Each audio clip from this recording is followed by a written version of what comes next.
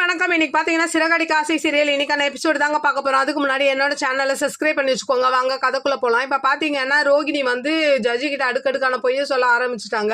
இவருக்கு கடை வச்சு கொடுத்ததுனால எனக்கு ரொம்ப நஷ்டமாயி என் பையனோட ஃபீஸ் கூட கட்ட முடியாம நான் இருக்கேன்னு சொல்ல, அதை வந்து மனோஜ் என்ன பண்றாருன்னா, இவ பொய் சொல்றா, எங்க அப்பா தான் எனக்கு கடை வச்சு கொடுத்தாரு, அது இல்லாம இவ கூட வாழ எனக்கு விருப்பம் இல்லைன்னு சொல்ல, ஜட்ஜி என்ன பண்றாருன்னா 6 மாசத்துக்கு நான் கேஸை தள்ளி வைக்கிறேன், அது வரைக்கும் செலவுக்கு நீங்க தான் காசு கொடுக்கணும் 25,000ன்ற மாதிரி கேஸை முடிச்சிடுறாரு.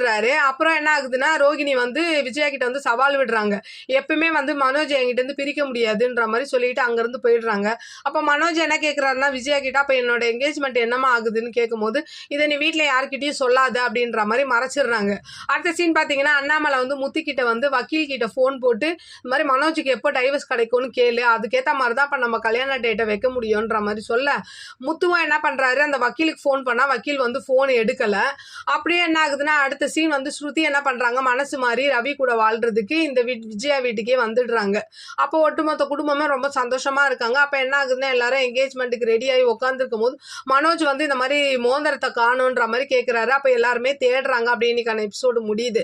நாளைன்னு கொஞ்சம் போடுவாங்க இல்லையா, அதுல வந்து என்ன ஆகுதுன்னா, என்கேஜ்மெண்ட் முடிஞ்ச மாதிரி காமிக்கிறாங்க. இதுக்கப்புறம் ரோகிணி என்ன பண்ணுவாங்கன்றத பார்த்துட்டு அவங்களுக்கு ரிவ்யூ கொடுக்குறேன். என்னோட சேனல் பிடிச்சிருந்தா லைக் பண்ணுங்க, ஷேர் பண்ணுங்க, கமெண்ட் பண்ணுங்க. என்னோட சேனலை சப்ஸ்கிரைப் பண்ணி சப்போர்ட் பண்ணுங்க. நன்றி, வணக்கம், பாய்.